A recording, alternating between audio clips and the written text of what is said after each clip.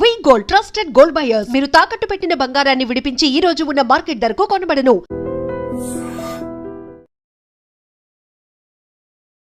Sudden గా America అధ్యక్షుడు Donald Trump వైఖరిలో మార్పు వచ్చిందా?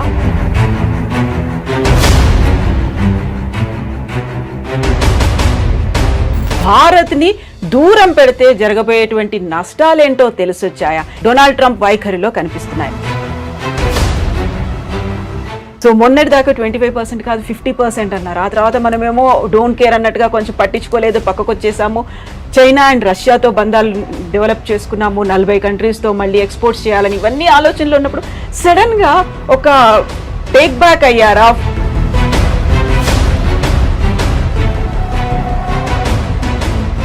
ట్రంప్ ఒక రియల్ ఎస్టేట్ సేల్స్మెన్, ఓనర్ అని చెప్పుకోవచ్చు. ట్రంప్ మెయిన్ స్ట్రాటజీ ఏంటంటే భారతదేశంతో డీల్ చేస్తున్నప్పుడు ఆయనకు ఒక మోడల్ ఏముండే,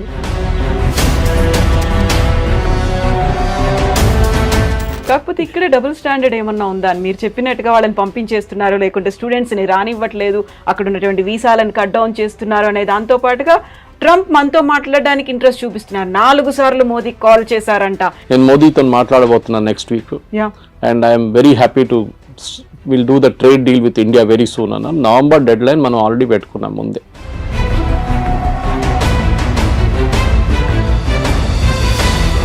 సో ఇక్కడే మనం చాలా స్టబ్బన్గా ఉన్నాం. మోదీ స్టబ్బన్గా ఉన్నాడు కాబట్టి అక్కడ కొంచెం టోన్ డౌన్ చేశాడు ట్రంప్. మనకి ఇప్పుడు తప్పని పరిస్థితుల్లో మన దగ్గరకు వస్తున్నారు అనేది. యువర్ ఎనిమీస్ మై ఫ్రెండ్ అంటాం ఇంగ్లీష్లో. సో న్యాచురల్లీ మనం యుఎస్తో మన గొడవ ఉన్నాం, మనం చేసాం డైరెక్ట్ చైనా దగ్గరికి వెళ్ళాం. అండ్ లక్కీలీ ఎస్సీఓ సమిట్ ఉండే ఆ టైంలో పుటిన్ కూడా వచ్చారు. దానికన్నా ముందు రాలేదు, పుటిన్ రాలేదు, జీ రాలేదు లాస్ట్ ఎస్సీఓకి.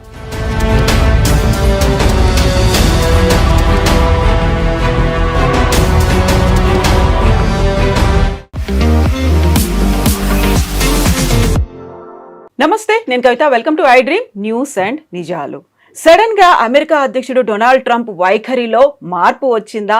భారత్ ని దూరం పెడితే జరగబోయేటువంటి నష్టాలేంటో తెలిసొచ్చాయా? ఎందుకని సడన్ ట్విస్ట్లు, టర్న్లు డొనాల్డ్ ట్రంప్ వైఖరిలో కనిపిస్తున్నాయి? మనతో పాటుగా ఉన్నారు సీనియర్ జర్నలిస్ట్ సురేష్ కొచ్చతిల్ గారు. సార్ నమస్తే. నమస్తే. సో మొన్నటి దాకా 25% కాదు 50% అన్నారు. ఆ తర్వాత మనమేమో డోంట్ కేర్ అన్నట్టుగా కొంచెం పట్టించుకోలేదు, పక్కకు వచ్చేసాము. చైనా అండ్ రష్యాతో బంధాలు డెవలప్ చేసుకున్నాము, 40 కంట్రీస్తో మళ్ళీ ఎక్స్పోర్ట్స్ చేయాలని ఇవన్నీ ఆలోచనలు ఉన్నప్పుడు సడన్గా ఒక టేక్ బ్యాక్ అయ్యారా? ఫుడ్ డౌన్ అయిపోయారు? ఏమైంది అక్కడ అసలు ట్రంప్ వైఖరిలో? ఎందుకు అలా కనిపిస్తోంది? ట్రంప్ ఒక real estate salesmen, okay, owner అని చెప్పుకోవచ్చు. మన జీవితం అంతా రియల్ ఎస్టేట్ అమ్మేరు. మనకు అందరు తెలుసు రియల్ ఎస్టేట్ వాళ్ళు ఎట్లా మాట్లాడతారని. వాళ్ళకు ఒక అగ్రెషన్ ఉంటుంది వాళ్ళ దాంట్లో. ఎందుకంటే ఒక ప్రాజెక్ట్ అమ్మాలంటే మీకు అంత ఈజీగా చేయలేరు. మీరు చిన్న చిన్న పోరోలను పంపించి చేయకుండా బాస్ డైరెక్ట్లీ డీల్ చేసిన లాంగ్వేజ్ ఒకటి ఉంటుంది. అక్కడ take it or leave it అనేది ఒక లాంగ్వేజ్ ఉంటుంది. సో ట్రంప్ కూడా అంతే. సో ఆయన ఒకసారి ప్రెసిడెంట్ అయ్యారు, మళ్ళీ ఈ లాస్ట్ నెక్స్ట్ టైం మళ్ళీ ప్రెసిడెంట్గా వచ్చారు. సో ట్రంప్ మెయిన్ స్ట్రాటజీ ఏంటంటే భారతదేశంతో డీల్ చేస్తున్నప్పుడు ఆయనకు ఒక మోడల్ ఏముండే, మన వియట్నాం, యూకే ఇట్లాంటి రాష్ట్రాన్ని తీసుకొని EU ఇస్ అ యూనియన్ రాష్ట్రం అని చెప్పాలి దాన్ని. వీళ్ళందరినీ ఎగ్జాంపుల్గా తీసుకొని భారతదేశాన్ని కూడా మనం ఏమైనా చేసుకోవచ్చు, ఏమైనా చేయొచ్చు అని చెప్పి అనుకున్నారు. దాంట్లో 2 కారణాలు ఉన్నాయి. ఒకటి రష్యన్ ఆయిల్ గురించి మాట్లాడతారు.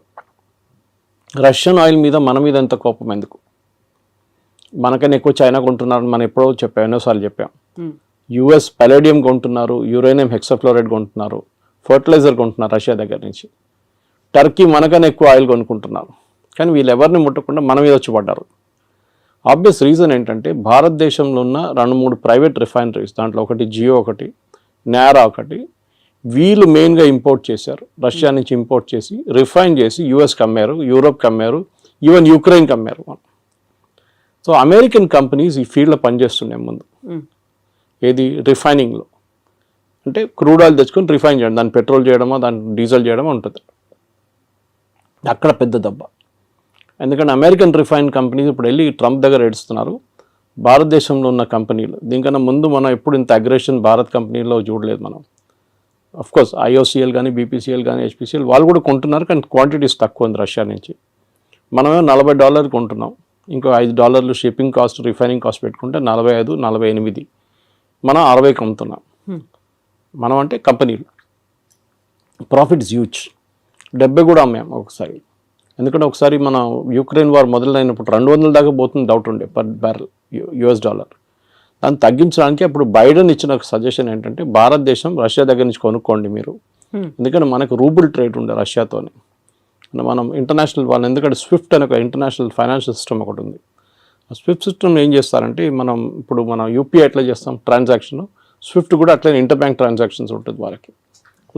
దాంట్లో స్పెసిఫిక్గా అమెరికా కావాలని చెప్పి యూరోప్తో కలిసి రష్యాని బ్యాన్ చేసి పడేశారు. సో రష్యా ఎవరితో ట్రేడ్ చేయలేకపోతున్నారు, అది పెద్ద ప్రాబ్లం. సో రష్యా ఏం చేశారు, భారతదేశం దగ్గర వచ్చి మీరు మాత్రం రూబుల్లో ట్రేడ్ చేసుకోండి, you pay by rupee are you pay by rouble Russian currency. Trump ఫేమస్గా ఒకసారి చెప్పారు will make rouble the rubble అన్నారు, కానీ రూబుల్కి ఏం కాలేదు, ఇప్పుడు కూడా చాలా స్ట్రాంగ్గా నడుస్తుంది రూబుల్ అన్నమాట. సో ఈ యొక్క పెద్ద దేనికంటే ఇది అందరూ అనుకుంటారు ట్రంప్కి ఇంత కోపం ఎందుకు కోపం అంటే ట్రంప్ వాళ్ళ ఫ్రెండ్స్ ఆయన ఎలక్షన్ ఫైనాన్స్ చేసిన వాళ్ళు ఈ చాలా మట్టుకు ఈ ప్రైవేట్ రిఫైనరీస్ వాళ్ళు దాంట్లో చాలా వాళ్ళు ప్రాఫిట్స్ ఇప్పుడు దాకా సంపాదించారు. సడన్గా భారతదేశంలో ఉన్న కంపెనీలు వచ్చి మొత్తం ప్రాఫిట్స్ అన్ని కొట్టుకుపోయారు. సో అది కోపం అన్నమాట. So it is nothing to do with బిఆర్ బయింగ్ రష్యన్ ఆయిల్, దాంతో రష్యాకి డబ్బులు వస్తుంది, దాంతో యూక్రెయిన్ మీద బాంబులు వేస్తున్నారని. మనకన్నా ఎక్కువ దీనికి ఉన్న న్యాచురల్ గ్యాస్ జయశంకర్ గారు చెప్పారు ఒకసారి, మనకన్నా ఎక్కువ మనం ఒక నెలలో కొంటున్న క్రూడ్ ఆయిల్ యూరోప్ హాఫ్ డేలో గ్యాస్లో కొనేస్తుంది. ఎందుకంటే వాళ్ళకి వింటర్ టైంలో హీటింగ్కి గ్యాస్ కావాల్సి వస్తుంది. హంగరీ పోలాండ్ కొంటున్నారు. మొన్న ఆ పైప్ లైన్ మీద యూక్రెయిన్ వాళ్ళు వచ్చి బాంబు వేస్తే ప్రెసిడెంట్ ట్రంప్ తిట్టారు పట్టుకొని యూక్రెయిన్ని.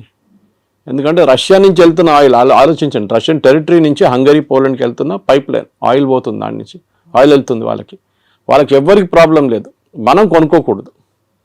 So this was the first problem. రెండవది ఏంటంటే మన ట్రేడ్ టాక్స్. ట్రంప్ ఏమనుకున్నారు, అన్నిటికీ 0%. సరే అండి చేస్తాం. ఇప్పుడు మీరు ఒక ప్రోడక్ట్ అమెరికా నుంచి యాపిల్ తెస్తారండి, యాపిల్ అమ్ముతున్నాడు, లోకల్ యాపిల్లో ఎగ్జాంపుల్ తీసుకుందాం, డజన్కి 200 రూపాయలు అనుకున్నాం, లేకుంటే డజన్కి హాఫ్ డజన్కి 200 అనుకుంటాం. భారతదేశంలో అదే దానికి 100 రూపాయలు 150 రూపాయలు ఇస్తే ఏ కొనుక్కుంటారు, విచ్ ఇస్ చీపర్. మన దేశంలో BMW నడిపిస్తున్నాడు కూడా టమాటా రేట్ బార్గెన్ చేస్తారు, అది మన కల్చర్లో ఉంది అది. సో మీరు US నుంచి వచ్చిందని చెప్పి కొనడం ఫస్ట్ నాకు గుర్తుంది, ఇప్పుడు కూడా చిన్నప్పుడు నేను కేరళకి వెళ్తున్నప్పుడు మా నేటివ్ ప్లేస్కి దుబాయ్ పెద్ద ఫ్యాషన్ అప్పుడు, I'm talking of late 70s. So మా కజిన్స్ కొంతమంది వెళ్ళారు అక్కడికి. వాళ్ళు వస్తున్నప్పుడు పర్ఫ్యూమ్లు, టీషర్ట్లు, ట్రాక్ సూట్లు, ఇంకా బిస్కెట్, చాక్లెట్లు అన్నీ తీసుకొస్తారు. సో అక్కడ ఒక డిస్ట్రిబ్యూషన్ ప్యాటర్న్ ఉంటుండే, రాగానే ఫస్ట్ సరౌండర్ చేసుకుంటారు, మొత్తం సరౌండ్ చేసి నాకేం తీసుకొచ్చాను అడిగితే వాడు ఒక పర్ఫ్యూమ్ తీసుకో, ఒక బిస్కెట్ తీసుకో, చాక్లెట్ తీసుకో అని ఇచ్చేస్తారు. ఏజ్ బట్టి ఉంటుంది, కొంతమందికి టీషర్ట్లు. ఆ ఫ్యాషన్ అది పోయింది కదా మొత్తం. ఎందుకంటే ఇప్పుడు కావాలంటే మన దగ్గర నుంచి కొనుక్కెళ్తారు అందరు. ఇప్పుడు ఒక డ్యూటీ ఫ్రీ షాప్ పెడితే కూడా మీకు చూడండి మ్యాక్సిమం సేల్ లిక్కర్లు అవుతుంది, ఇంకే కాదు.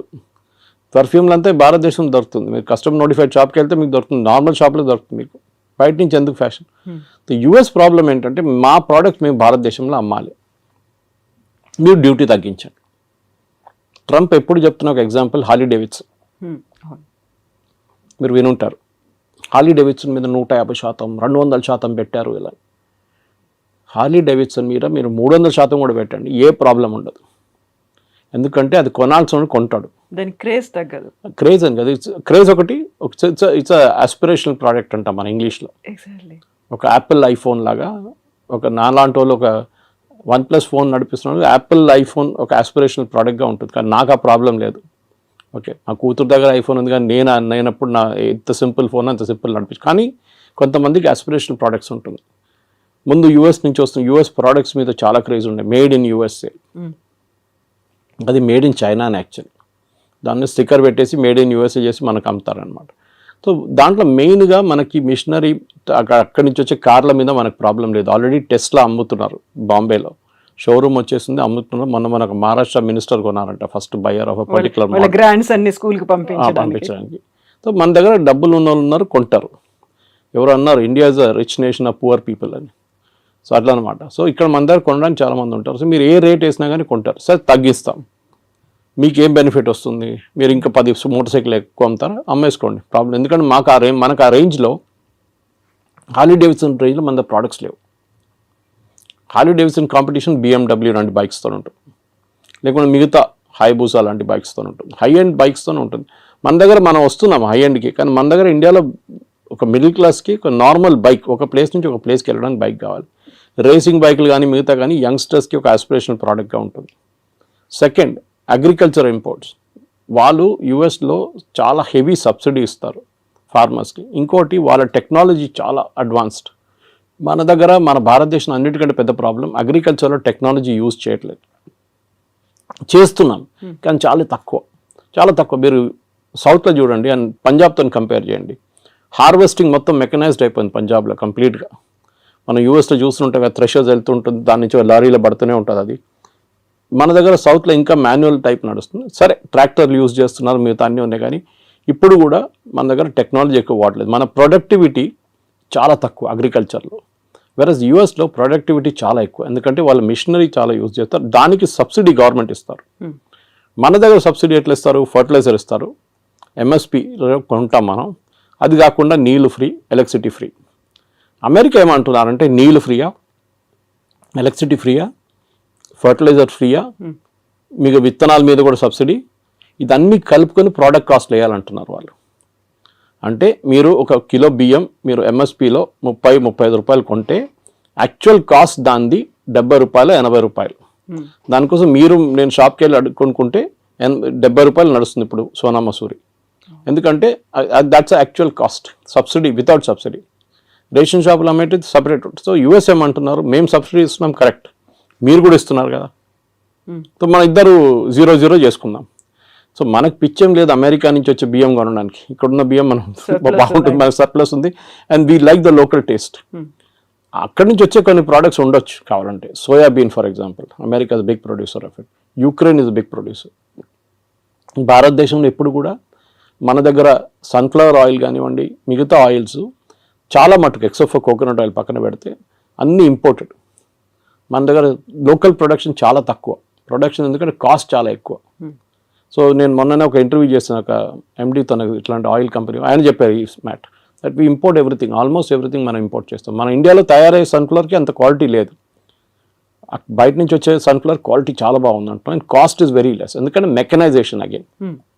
మన దగ్గర ఒక పొలాల్లో ఒక హాఫ్ ఏకర్లో 20 మంది పనిచేస్తే వాళ్ళ జీతాలు కంపేర్ టు ఒక మెకనైజ్ ప్రాసెస్ పెడితే ఏంటి, మళ్ళీ మన వాళ్ళు ఏడుస్తారు, కమ్యూనిస్ట్ వాళ్ళు స్పెషల్లీ ఏడుస్తారు, ఇది మిషన్ తీసుకొస్తే ఉద్యోగం ఉండదు కదా అని చెప్పేసి, పని ఉండదు కదా మనుషులకి, అందరూ లేబరర్స్ ఏం చేస్తారు, ఇక్కడ పొద్దున వచ్చి నిలబడతారు కదా వర్క్ కోసం, అడ్డాల్లో నిలబడతారు కదా, వాళ్ళ సంగతి ఏంటని అడుగుతారు. కరెక్ట్, అది మనకు కూడా ఇప్పుడు కూడా అగ్రికల్చర్ మీద 60% ఎంప్లాయ్మెంట్ అగ్రికల్చర్ సెక్టర్లో ఉంది మన దగ్గర. So we cannot wish that away.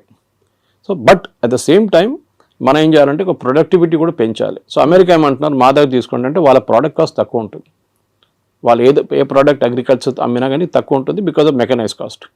మూడవది వాళ్ళ దగ్గర కొనేటప్పుడు వాళ్ళు అడుగుతున్న మీరు మిల్క్ ప్రోడక్ట్స్ కొనమంటున్నారు వాళ్ళు.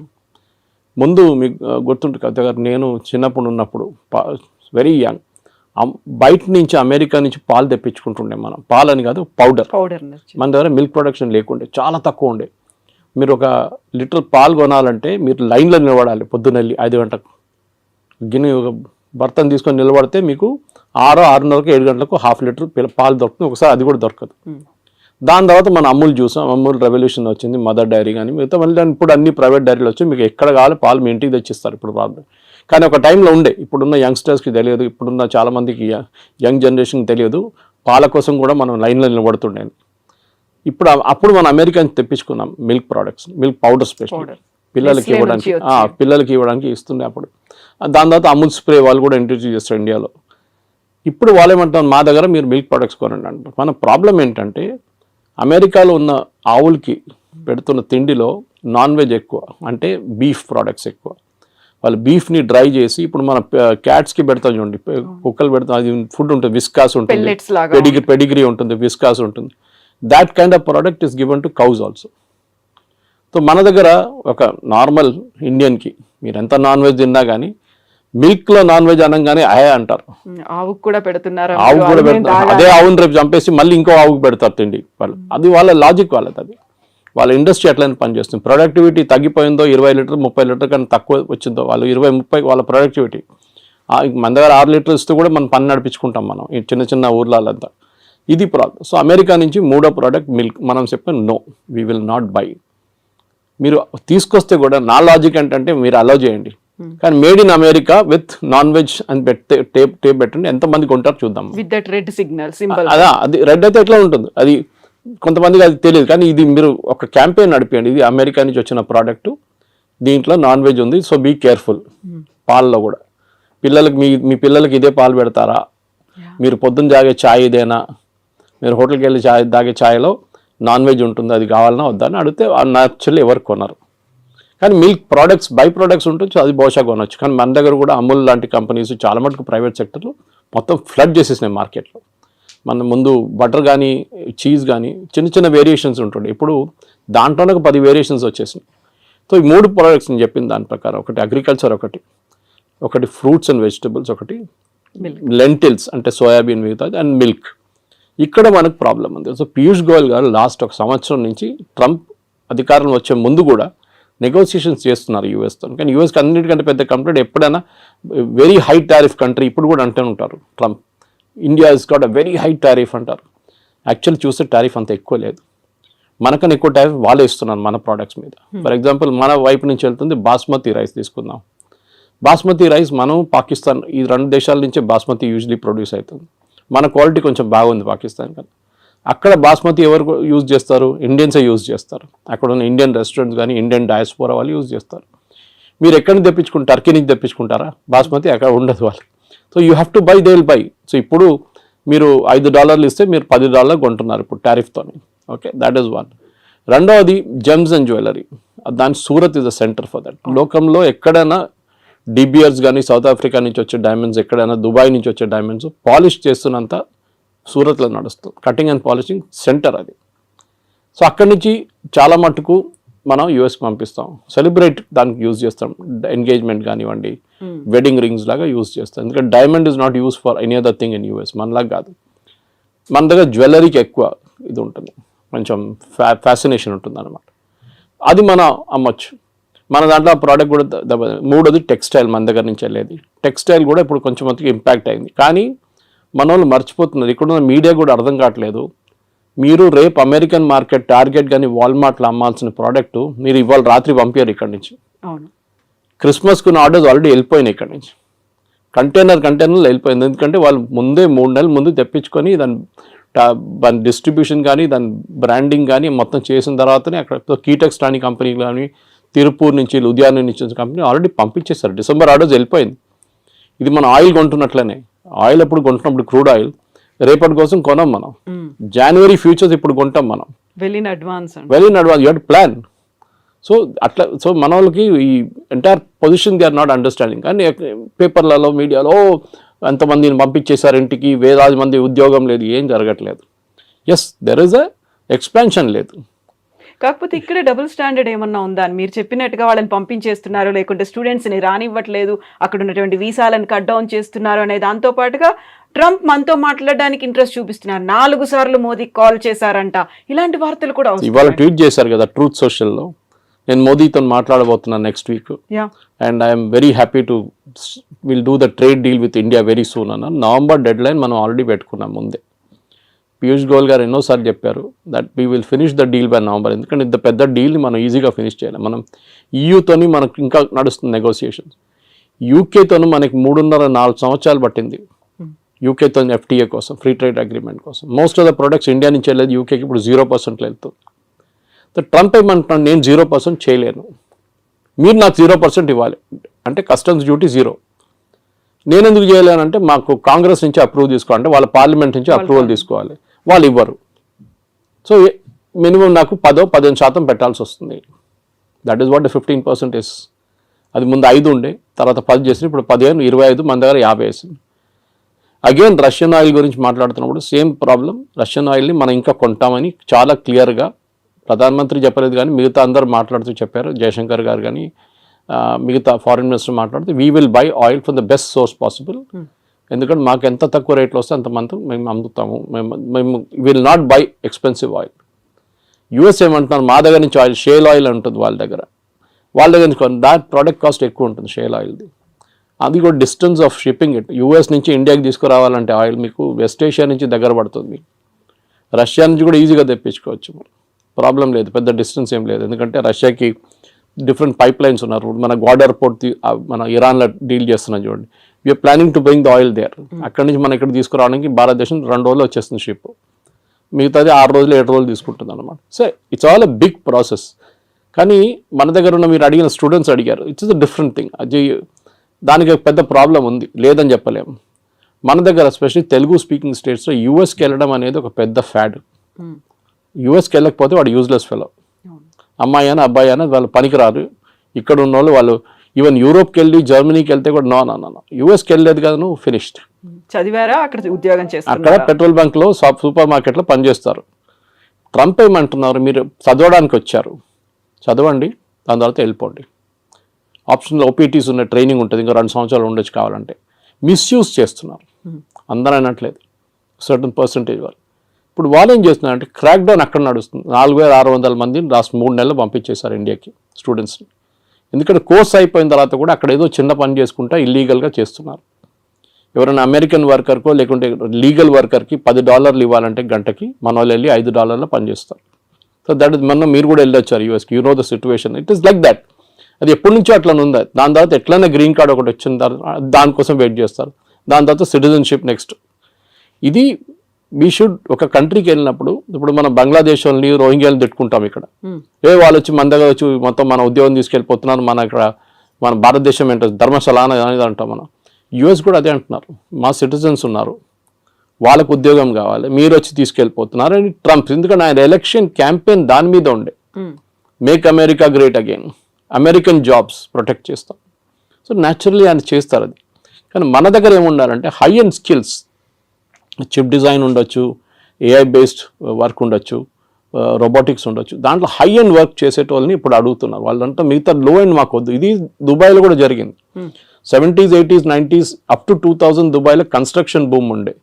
వర్కర్లు కావాలి, సిమెంట్ హ్యాండిల్ చేసే మిక్సర్స్ కావాలి, అట్లనే సెంటరింగ్ చేసేటోళ్ళు కావాలి, ప్లాస్టరింగ్ చేసేటోళ్ళు కావాలి, ఎలక్ట్రీషియన్స్ కావాలి. ఇప్పుడు ఆ ఫేస్ అయిపోయింది దుబాయ్లో. The construction face is over, now the maintenance face is going on. నడిపించడానికి మనుషులు కావాలి.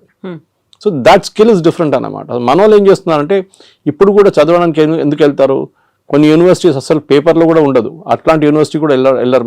మనకు కొంచెం ఎడ్యుకేషనల్ కన్సల్టెంట్స్ కూడా ఆ బిజినెస్ చేస్తారు. వాళ్ళు లేనిపోయిన లోన్లు ఇచ్చేసి మీకు అన్ని చూపించేసి మిమ్మల్ని ఎక్కడ ఆకాశం మీద ఎక్కిచ్చేస్తారు వాళ్ళు. అక్కడ వెళ్ళినాక అంతే సంగతి, మీరు ఈజీగా అదే అయిపోతారు. అది ఎప్పుడు యూఎస్ పాపులారిటీ తగ్గిందో, టఫ్ అయిపోయినప్పుడు కెనడా మొదలుపెట్టారు. కెనడాకి పాపులేషన్ తక్కువ, వాళ్ళకి మనుషులు కావాలి అక్కడ. So naturally they are asking, ఇండియన్స్ని అలౌ చేస్తున్నారు, చాలా మటుకు వెళ్తున్నారు అక్కడ కూడా. కానీ అక్కడ కూడా ఒక బ్యాక్లాష్ వచ్చేసింది. ఇప్పుడు మొన్న ఆస్ట్రేలియాలో చూసాం, ప్రొసెషన్ తీశారు ఆస్ట్రేలియన్స్, మీరు వినుంటారు, టీవీలో వచ్చినా అని. వాళ్ళు ఏమంటున్నారు, ఇండియన్స్ని పంపించేసేయండి, మాకు వీళ్ళు వద్దు ఇక్కడ అని. You have created that situation. So ట్రంప్ని మీరు తిట్టి ఫైదా లేదు. We should find a way to solve the problem. Modi garu ట్రంప్తో కూర్చొని మా పిల్లలకి 50,000 పిల్లలకి అడ్మిషన్ ఇవ్వండి అంటే మన దగ్గర నుంచి వెళ్ళే డబ్బులే కదా అది. We are spending billions. అక్కడ వెళ్ళి ఫీజులు కడుతున్నాం, హాస్టల్ దాంట్లో కడుతున్నాం, ఫుడ్ అండ్ అకామిడేషన్ కోసం కడుతున్నాం, చాలా ఉన్నాయి. అక్కడున్న యూనివర్సిటీకి కూడా వీళ్ళు కావాలి, లేకుంటే వాళ్ళు తాళం వేసి వెళ్ళిపోతారు. కానీ మీరు హార్వర్డ్ కానీ, ఏల్ లాంటి యూనివర్సిటీ, కొలంబియా లాంటిది, యూపెన్ లాంటి అట్లాంటి హై అండ్ ఇన్స్టిట్యూట్స్కి వెళ్ళేటప్పుడు మీకు ప్రాబ్లం ఉండదు. Problem is with the low and institutes. అక్కడ వెళ్ళి మళ్ళీ మీరు ప్యాలెస్టీనియన్ కాజ్ కోసం అది ఇది అని చెప్పి ప్రొటెస్ట్ చేస్తే డెఫినెట్గా పంపించేస్తారు వాపస్. ఇప్పుడు మీ సోషల్ మీడియా యాక్టివిటీస్ కూడా మనం దీని గురించి ముందు కూడా మాట్లాడాం. ఇక్కడ నుంచి వెళ్ళే పిల్లల సోషల్ మీడియా యాక్టివిటీ కూడా చెక్ చేస్తున్నారు. కొంతమంది డిలీట్ చేసేస్తున్నారు వాళ్ళ పాత యాక్టివిటీని. ఏదో గ్రేటా థన్బర్గ్ని లేకుంటే మన అరవింద్ కేజ్రీవాల్ని, ఫార్మర్ ప్రొటెస్ట్ని అంత సపోర్ట్ చేసిన వాళ్ళు చాలామంది ఉన్నారు మన దగ్గర స్టూడెంట్స్. ఆ బ్లడ్లో వాళ్ళకి కొంచెం గరం ఉంటుంది అప్పుడు బ్లడ్ అనమాట. ఇప్పుడే సడన్గా వాళ్ళకి అర్థమైపోయింది, అది తీసుకెళ్ళి యూఎస్కి వెళ్తే వాడు వీసా ఇవ్వడు నాకు.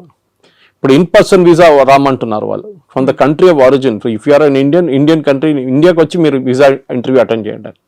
చాలా మార్పులు వస్తున్నాయి. కానీ మోదీ చేసేది ట్రేడ్ డీల్ అండ్ ట్రంప్తోని, ఎడ్యుకేషన్ డీల్ కాదు. ఎడ్యుకేషన్ డీల్ చేయాల్సింది సపరేట్ సెక్షన్ అది. దానికి మనం ఫస్ట్ ఆఫ్ ఆల్ మన వైపు నుంచి చాలా మార్పులు తీసుకురావాల్సింది. We should ensure that only the best of the students will go there. ఏదో యూఎస్కి వెళ్ళాలని కాదు, because there are enough options. మీకు జర్మనీకి వెళ్ళొచ్చు, మీరు ఫ్రాన్స్కి వెళ్ళొచ్చు, మీరు యూరోప్లో చాలా కంట్రీస్ ఉన్నాయి. ఓకే, దాని తర్వాత మన వాళ్ళు కెనడా అయిపోయిన తర్వాత ఆస్ట్రేలియాకి వెళ్ళారు, మీకు గుర్తుంటుంది, అక్కడ కూడా backlash. So let us not build a system wear Indians అనగానే వీ డోంట్ వాంట్ దమ్ అని చెప్పకుండా మనం ట్రేడ్ డీల్ కానివ్వండి, ఎడ్యుకేషనల్ డీల్ కానీ అన్ని చేయించుకోవాల్సి వస్తుంది. సో ఇక్కడే మనం చాలా స్టబన్ గా ఉన్నాం. మోదీ స్టబన్ గా ఉన్నాడు కాబట్టి అక్కడ కొంచెం టోన్ డౌన్ చేశాడు ట్రంప్. మనకి ఇప్పుడు తప్పని పరిస్థితుల్లో అనివార్యత ఉంది కాబట్టి మన దగ్గరకు వస్తున్నారు అనేది. జియో పాలిటిక్స్ అదే ఉంటుందండి. Your enemy is my friend అంటాం ఇంగ్లీష్లో. సో న్యాచురల్లీ మనం యుఎస్తో మన గొడవ ఉన్న మనం ఏం చేసాం, డైరెక్ట్ చైనా దగ్గరికి వెళ్ళాం. అండ్ లక్కీలీ SCO సమిట్ ఉండే ఆ టైంలో పుటిన్ కూడా వచ్చారు. దానికన్నా ముందు రాలేదు, పుటిన్ రాలేదు, జీ రాలేదు లాస్ట్ SCOకి. మోదీ గారు వెళ్ళారు, ముగ్గురు కలిసి ఫోటో ఒకటి ఫేమస్ ఫోటో ఒకటి ఉంది. దాంతో ట్రంప్ భయపడి ట్రంప్ ట్వీట్ కూడా చేశారు ట్రూత్ సోషల్లో, that gone to the dark China అని చెప్పేసి. ట్రంప్కి అన్నిటికంటే పెద్ద భయం రష్యా కాదు, China. Actually economically, manufacturing wise and military wise China యూఎస్కి చాలా పెద్ద కాంపిటీషన్. రష్యా కూడా ఉన్నారనుకోండి, కానీ రష్యా యుక్రెయిన్ వార్ తర్వాత కొంచెం వాళ్ళ మ్యానుఫ్యాక్చరింగ్ దెబ్బతిన్నది, స్పెషల్లీ వాళ్ళ డిఫెన్స్ మ్యానుఫ్యాక్చరింగ్. కానీ దే విల్ పికప్, దాంట్లో ప్రాబ్లం. ఇప్పుడు మీరు రష్యన్ జీడిపి చూస్తే US జీడిపి కన్నా ఎక్కువ వాళ్ళది. కానీ వాళ్ళ ఫైనాన్షియల్ అంతా బ్లాక్ చేసి శాంక్షన్స్ పెట్టారు చాలా మటుకు. సో వాళ్ళ $300 బిలియన్ యూరోప్లో ఫ్రీజ్ అయిపోయింది వాళ్ళది. ఎస్, మనం టఫ్గా ఉన్నాం, టఫ్గా ఉండాల్సింది. టుడేస్ జియో పాలిటిక్స్లో మీరు బెండ్ అయితే మిమ్మల్ని కోసి పడేస్తారు వాళ్ళు. యూ కెనాట్, మీరు స్ట్రైట్గా నిలబడి ఫైట్ చేయాల్సిందే. So that is the main thing we need to do. So ఇట్లాంటి పరిస్థితుల్లో డెఫినెట్గా మోదీ గారు చేసిన స్ట్రాటజీని మొన్న Jerusalem post, Israeli news paper, చాలా ఫేమస్ న్యూస్ పేపర్, వాళ్ళకు చాలా మంచి ఆర్టికల్ రాశారు. They are comparing Netanyahu and Modi.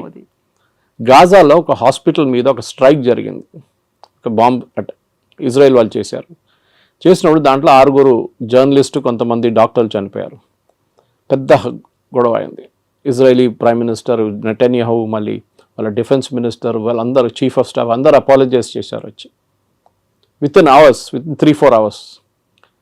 Next day, third day తెలిసింది దాంట్లో 4 హమాస్ టెర్రరిస్ట్ ఉన్నాయని.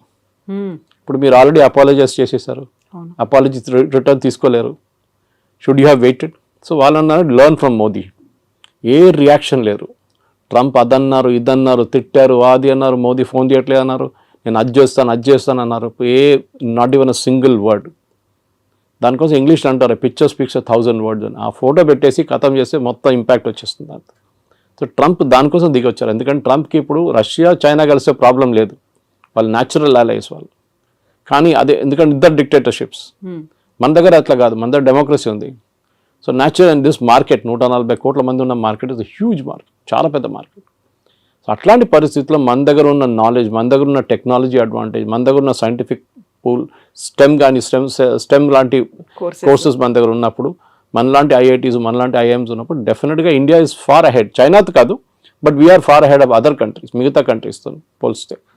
కానీ ఎస్, చైనాతో మనకి ఇంకా చాలా క్యాచింగ్ అప్ ఉంది. ఎస్పెషల్లీ మ్యానుఫ్యాక్చరింగ్లో మనం 30 సంవత్సరాలు బిట్వీన్ 1970 and 1991 మనం we lost a lot of time. 60 నుంచి 90 దాకా మన మ్యానుఫ్యాక్చరింగ్ పెద్దగా దెబ్బతింది. మన ఈ సోషలిస్ట్ మోడల్కి వెళ్ళి రష్యన్ మోడల్ తీసుకొని పెద్ద పెద్ద స్టీల్ ప్లాంట్లు అన్నీ కట్టాం. That has become useless now. So anyway that's a different debate. కానీ మీరు అడిగిన ప్రశ్నకి ట్రంప్తోని టఫ్గా ఉండాల్సిందే. ఎక్కడెక్కడ ఎవరెవరు టఫ్గా ఉంటారో వాళ్ళతో ట్రంప్ దిగి వస్తారు. చూసాం మనం దీనికన్నా ముందు కూడా. వేరస్ మెక్సికో లాంటి దేశం, ఆయన అన్నారు, మనకు చాలా డ్యామేజింగ్ స్టేట్మెంట్ ఇచ్చారు ట్రంప్. డాన్స్ చేస్తే వాళ్ళు డాన్స్ చేస్తారు, నేను డాన్స్ చేయమంటే కూర్చోమంటే కూర్చుంటారని. Is telling a president of another country. ఆలోచించండి, నేను ఏం కావాలంటే చేస్తే మీరు చేస్తారు నా కోసం. ఎందుకంటే ఒకసారి చేశారు, టారిఫ్ తగ్గించామని తగ్గించేస్తాం. మనం sorry, we will not do it. మనకు కూడా ఒక ఆత్మగౌరవం ఉంటుంది, ఒకటి ఈగో ఉంటుంది, మనకి హెల్దీ ఈగో ఉండాలి అంతే. So we will not do it as a nation. ఇప్పుడు మోదీ గారికి చాలా ఈజీ ఉండే, అన్నిటి ఎగ్రి అని చెప్పి సంతకం పెట్టేసి అయిపోతుండే, ఈ శాంక్షన్స్ ఏమో లేకపోతుండే. కానీ లాంగ్ టర్మ్లో డ్యామేజ్ వస్తుండే మనకి. ఆ లాంగ్ టర్మ్ డ్యామేజ్ ఇప్పుడు ఉండదు. And that is the main thing. Long term damage పక్కన పెట్టేసి we have to now take care of. సరే, ట్రంప్ దిగొచ్చారు కదా, మనం కూడా మాట్లాడదాం. మనం కూడా ఇప్పుడు లేదు గుర్రం మీద కూర్చొని నేను మాట్లాడలే అని చెప్తా, అట్లా కాదు కదా. So elephant and dragon are dancing అని చెప్పి ట్రంపే చెప్పారు. అండ్ డెఫినెట్లీ ఈ యొక్క troika of power, Russia, China, ఇండియాది, మనం దాన్ని డైల్యూట్ చేయకూడదు. ట్రంప్ ఇవాళ చెప్పారు, మళ్ళీ రేపు ఇంకా చెప్తారు. మళ్ళీ US can never be trusted. 71 వార్లు అదే చేశారు. మళ్ళీ దాని తర్వాత పోఖ్రాన్ 2 చేసినప్పుడు, వాజ్పేయి గారు ఉన్నప్పుడు అదే మన మీద శాంక్షన్స్ పెట్టారు, నాట్ టారిఫ్స్ కాదు. అంటే మీరు ఒక ప్రోడక్ట్ కొనలేరు, అమ్మలేరు, ఆ పరిస్థితికి వచ్చేసాం మనం కంప్లీట్గా. మన క్రయోజెనిక్ ఇంజిన్స్ కావాలంటే మొత్తం ఆపేశారు. నంబి నారాయణ గారిని కేసులు ఇరికిచ్చారు యుఎస్ వాళ్ళు సిఏ యూజ్ చేసి. పాపం ఆయన అసలు ఎందుకు ఆ ప్రాజెక్ట్ డిలే చేయడానికి, ఎందుకంటే వివర్ పోక్రాన్ చేసామని చెప్పేసి. దాని తర్వాత చూడండి ఇప్పుడు Vajpayee refuse to bend.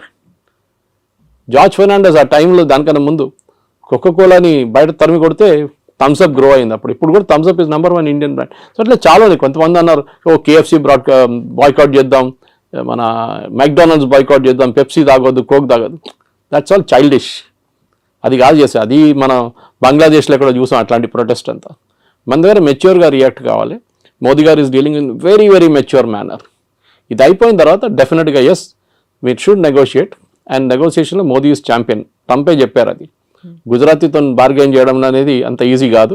And Piyush Goyal is no less chartered accountant. He knows, ఆయన మినిస్ట్రీ ఆయనకు చాలా బాగా తెలుసు. కానీ it is not his own decision. ఆయన డిసిషన్ ఒకటే కాదు కదా, it is a cabinet decision. So డెఫినెట్గా ఎన్నోసార్లు తిరిగి వచ్చారు, తిరిగి వచ్చారు. Definite we will go half వే. వాళ్ళు కూడా హాఫ్ వే రావాల్సింది. మన అన్నిటికీ మనం ఎస్ చెప్పాం, కొన్నిటికి మనం ఎస్ చెప్తాం, వాళ్ళు కూడా కొన్నిటికి ఎస్ చెప్పాలి. మనకు కూడా యాక్సెస్ కావాలి యూఎస్ మార్కెట్కి. ఎవరో వచ్చి చెప్పారు ఐటీ మీద ట్యాక్స్ పెడుతున్నారు. It's a non sense thing. IT is not done that way. వీళ్ళకి అర్థం కాదు, మాట్లాడుతున్నారు కూడా అర్థం కాదు. ఎందుకు ఫార్మా మీద ఎందుకు పెట్టలేదండి 50%? వాళ్ళకి అవసరాలు ఉన్నాయి. అది ఇప్పుడు మీరు ఐటీ కంపెనీ మీద వెళ్తే ఏమవుతుంది, వాళ్ళ ప్రోడక్ట్స్ ఎక్స్పెన్సివ్ అవుతుంది, మనకు ప్రాబ్లం లేదు. టారిఫ్ ఎవరు కడుతున్నారు? అమెరికన్ కన్జ్యూమర్ కడుతున్నారు. ఇప్పుడు ఇండియన్స్ కట్టలేదు, చైనీస్ కట్టట్లేదు. So this is the main thing we need to understand. So ఇవాళ పొద్దున కూడా డిబేట్లో అడిగినప్పుడు ఇంకో ఛానల్ అడిగారు 50% ఇది మళ్ళీ పెడితే ఏమవుతుంది ఐటీ అని. ఏం కాదు. మైక్రోసాఫ్ట్ 2 లక్షల స్క్వేర్ ఫీట్ తీసుకున్నారు మన ఫైనాన్షియల్ డిస్ట్రిక్ట్లో, వాళ్ళ మెయిన్ క్యాంపస్ పక్కన. ఎందుకు తీసుకుంటారండి? They see a growth there. And అమెరికాకు ఒక్కటే కాదు కదా ఈ సాఫ్ట్వేర్ ఎక్స్పోర్ట్స్ వెళ్ళేది, లోకం మొత్తం కొంటున్నారు. విండోస్ ఆపరేటింగ్ సిస్టమ్ ఎక్కడ అన్నిట్లో ఉంటుంది. మీ ఆరకల్ ఎక్కడ కూడా వాడతారు. అమెరికా ఒకటే కాదు. It's just correct, it's a huge market, no doubt. కానీ మనం కూడా as a position of strength నుంచి మాట్లాడాలి. మా దగ్గర ఉన్న టెక్నాలజీ, మా దగ్గర ఉన్న మ్యాన్ పవర్ అండ్ మా దగ్గర ఉన్న మార్కెట్ యాక్సెస్, 140 కోట్ల మంది మార్కెట్ యాక్సెస్ కావాలంటే మీరు కూడా దిగి రావాల్సిందే. మేము కూడా కొంచెం we will also soften up, we will meet half way. అది మన స్ట్రాటజీ ఉండాలి. Yes sir, thank you so much. Thank you. And don't forget to subscribe to iDream. And for more videos, Please subscribe to iDream. Please subscribe to iDream. Please subscribe iDream. And please subscribe to iDream. For more videos, subscribe to iDream. please like, share and subscribe to the channel. Congratulations, iDream. Subscribe to iDream. Subscribe to iDream. So subscribe to iDream Media. iDream ki iDream team andarki huge congratulations. Please subscribe iDream Media. Please subscribe to iDream. Subscribe iDream. Please subscribe to iDream. iDream అంటే నా కళల channel subscribe చేసుకున్న నోరు తిరుగుతలేదు, మీరైతే గంట గుర్తు కొట్టండి. For more such videos, please subscribe to iDream. Subscribe to iDream. Please subscribe to iDream. Please subscribe iDream Media. Please do subscribe to iDream. Please subscribe to iDream Media. For best entertainment and information, please subscribe iDream.